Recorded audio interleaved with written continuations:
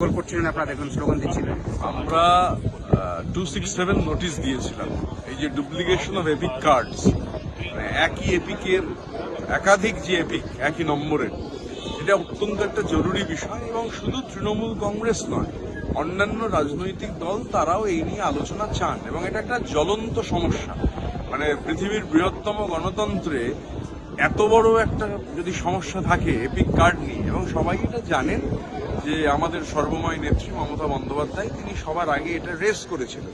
এখন সমস্ত রাজনৈতিক দল তারা এই বিষয়টা তুলছেন, কারণ এটা একটা ভীষণ গুরুত্বপূর্ণ বিষয়। আমরা আজকে রাজ্যসভায় শুরুতেই, আজকে যখন অধিবেশন শুরু হলো, আমাদের ডিমান্ড ছিল যে এটা নিয়ে আলোচনা হোক, কারণ একাধিক প্রমাণ রয়েছে, আমরা প্রমাণ সহ।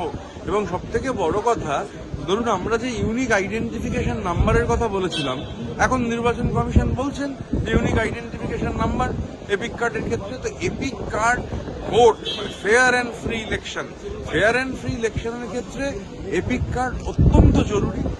এরকম একটা বিষয় নিয়ে পার্লামেন্টে আলোচনা হবে না, এবং সবাই যখন দাবি করছে, একাধিক বিরোধী রাজনৈতিক দল তারা বলছেন যে এপিক কার্ড নিয়ে চর্চা হোক, এই ডুপ্লিকেশন নিয়ে চর্চা হোক, সরকার কিছুতেই সে চর্চা করতে দিতে রাজি নন।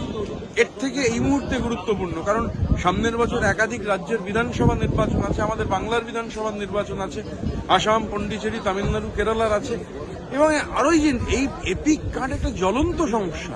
সুতরাং এপিক কার্ড নিয়ে পার্লামেন্টে আলোচনা হবে না তো কোথায় হবে? এবং যেখানে আমরা প্রমাণ দিয়েছি, এবং আমাদের প্রতিনিধি দল কলকাতাতে আমরা মিট করেছিলাম, কালকে আমাদের প্রতিনিধি দল 10 সদস্যের তারা নির্বাচন কমিশনের দপ্তরে যাবেন নির্বাচন সদনে, কিন্তু পার্লামেন্ট মানে গণতন্ত্রের সর্বোচ্চ জায়গা, সেখানেই আলোচনা করতে না দেওয়াটা অত্যন্ত দুর্ভাগ্যজনক। গভর্নমেন্ট আসলে একটা ডিনায়াল মোডে কন্টিনিউ করছে, কোনো জিনিস যেটা জরুরি তা তুলতে দিতে রাজি নয়।